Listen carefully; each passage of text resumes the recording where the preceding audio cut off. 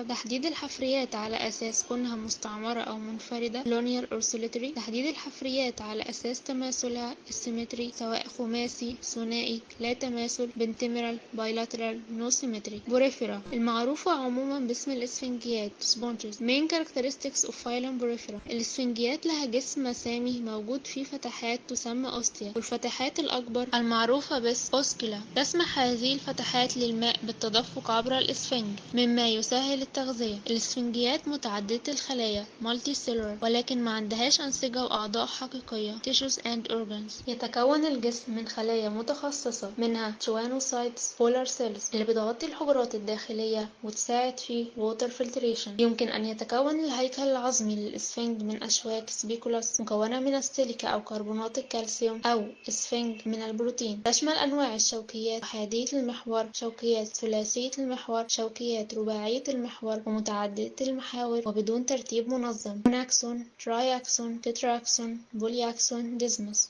الإسفنجيات هي كائنات مائية وتوجد في كل من البيئات البحرية والمياه العذبة، وهي في الغالب كائنات ساسيال يعني بتبقى ثابتة في مكان واحد. يمكن للإسفنج أن يتكاثر جنسيا ولا جنسيا. يحدث التكاثر اللاجنسي من خلال التبرعم أو التفتت budding or fragmentation، ولكن التكاثر الجنسي بتكوين الحيوانات المنوية والبيض sperm and eggs مما يؤدي غالبا إلى الإخصاب الداخلي internal fertilization. تتغذى الإسفنجيات بالترشيح filter feeders حيث تستخرج العناصر الغذائية من المياه اللي بيخرج من أجسامها وتعتمد على حركة المياه للحصول على الغذاء. بتقدر تجدد الأجزاء المفقودة والتنفس والإخراج عن طريق الانتشار البسيط.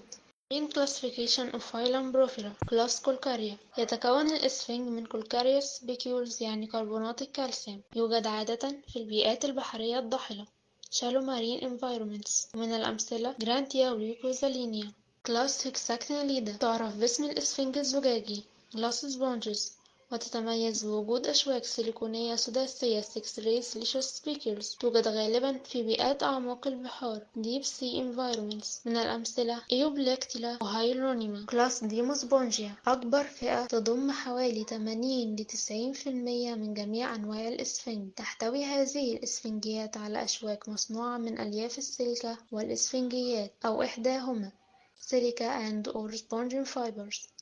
بتبقى موجودة في مجموعة متنوعة من الموائل البحرية والمياه العذبة. من الأمثلة سبونجلا، جيوديا and كلينا. بلس هوموسكليرمورفا الإسفنجيات ذات البنية الفريدة والهيكل العظمي البسيط قليلة الانتشار sponges with a unique structure and simple skeletal framework. غالبا بيكون عندها بنية جسم أكثر تعقيدا وتوجد في various marine environments. لو عايزين تعرفوا أكتر عن باقي الفايلمز ما تنسوش تتابعونا في الفيديوهات اللي جاية.